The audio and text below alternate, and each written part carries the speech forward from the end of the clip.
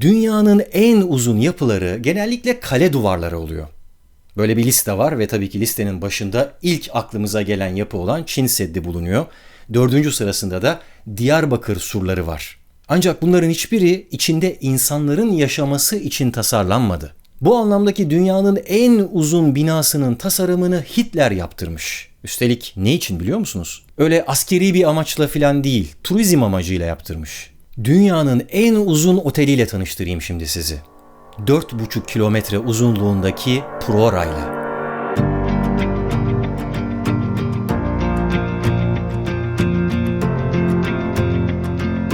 Almanya'nın kuzeyinde yer alan en büyük adası Rügen'de plajda bir tatil yeri olarak düşünülmüş Prora. Almanya'da fabrikalarda çalışan işçiler gelsinler, burada kalsınlar, belki de hayatlarında ilk kez denizi görsünler ve sonra da eskisinden daha güçlenmiş bir şekilde sevinçle işlerinin başına dönsünler diye. Zaten projeyi yapan Kraft durch Freude, yani neşeden güç doğar, Nazi Almanya'sında devlet kontrolündeki büyük bir eğlence organizasyonuydu. O kadar büyüktü ki 1930'larda dünyanın en büyük turizm operatörü oldu ve 1936'da da bu projeye, yani Prora'nın yapımına başladı. 3 yıl boyunca 9.000 işçi bu devasa binayı yapmaya çalıştı. Birbirinin tıpatıp benzeri 20.000 tane oda yaptılar. Son derece basit planlarla 5 metreye 2,5 metrelik 2 yataklı odalar.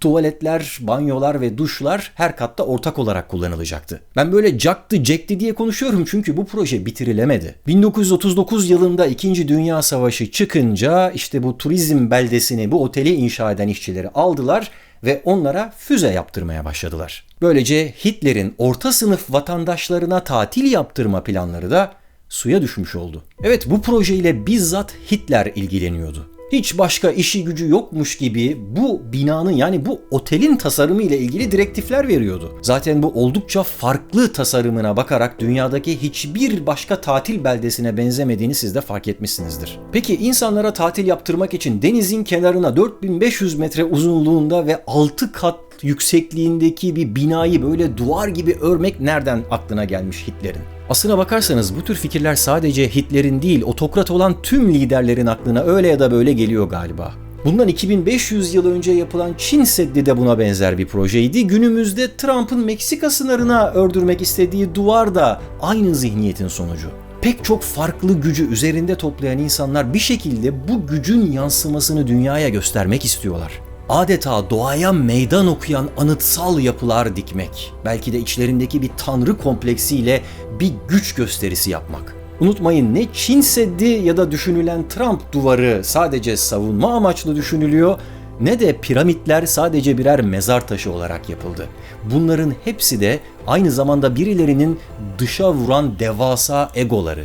Adolf Hitler Roma İmparatorluğu'na hayrandı. Onları kendisinin de oluşturmak istediği o üstün kabul edilen ari ırk olarak görüyordu. O yüzden onların stillerinden de etkilenerek neoklasik ve art deco mimari yapıların yapılmasını teşvik ediyordu. Sanata düşkünlüğüyle de bilinen Hitler etrafına o zamanın ünlü mimarlarını, tasarımcılarını toplayarak onlarla birlikte ütopik ve totaliter anıtsal projeler üzerinde çalışıyordu. Bu tür yapılara literatürde Nazi mimarisi adı veriliyor. İşte Prora'da böyle bir zihniyetin sonucunda ortaya çıkmıştı. Hitler, baş mimarı Albert Speer'a şimdiye kadar yapılmış en görkemli ve en büyük binayı istediğini söylemişti. Prora Oteli bu mimarın gözetiminde Clemens Klotz tarafından tasarlandı. Hibrit düşünüldü ve olası bir savaş durumunda askeri hastaneye dönüştürülebilecek şekilde planlamaları yapıldı. Hitler ısrarla bu büyük binanın tam ortasına aynı anda 20.000 kişiyi alabilecek bir devasa salon yaptırmayı da istemişti. Peki bir tatil yerinde neden böyle koskocaman büyük bir salona, bir alana ihtiyaç olsun ki? Marshall McLuhan'ın medya teorisinde geçen çok sevdiğim bir sözü var. Ortam mesajın kendisidir diyor. Bunu medya amacıyla kullanmış ama biz daha geniş anlamlı olarak yorumlayabiliriz. Biliyorsunuz yaz okulu diye bir seriye başladım ve bunu özellikle stüdyomun dışında, ormanda çekmeye çalışıyorum. Çünkü o ortamda benim mesajımın bir parçası. Platon'un kurduğu dünyanın ilk akademisi de benzer bir ortamdaydı. Çünkü beynimiz dış dünyadan aldığı sinyalleri bir bütün olarak yorumluyor. Eğer onu programlamayı istiyorsak aklımızdan çıkarmamamız gereken en önemli şeylerden biri de bu. Dışımızdaki dünyaya bir bütün olarak bakıp onu tasarlamamız gerekiyor. Hatta içindeki insanlarla birlikte. Çünkü biz etrafımızdaki 5 insanın ortalamasıyız. O yüzden bulunduğumuz ortamı da, görüştüğümüz insanları da, hatta yüz yüze görüşmesek bile, mesela takip ettiğimiz YouTube kanallarını seçerken bile bir tasarımcı hassasiyetiyle, titizlikle seçim yapmamız lazım. Çünkü hayatınızı tasarlıyorsunuz. Eğer siz bu tasarımı yapmazsanız Hitler gibi biri çıkar ve sizin tatillerinizi bile tasarlar. O tatilde 20.000 kişiyi aynı anda bir salona toplayıp onlara nasıl propaganda yapacağını düşünür. Nitekim Andrew Go'a göre Prora projesinin asıl amacı da buydu zaten. The Prora Holiday Camp is nothing but a modern day mind control center. İşçiler güya tatile gideceklerdi ama merkezi bir hoparlör sisteminden yapılan anonsla hep beraber uyanacaklardı. Bu anonslarla gün içinde hangi aktiviteleri yapacakları anlatılacaktı. Yemekler hep beraber yenecekti. Akşamları mutlulukla hep beraber propaganda filmleri izlenecekti.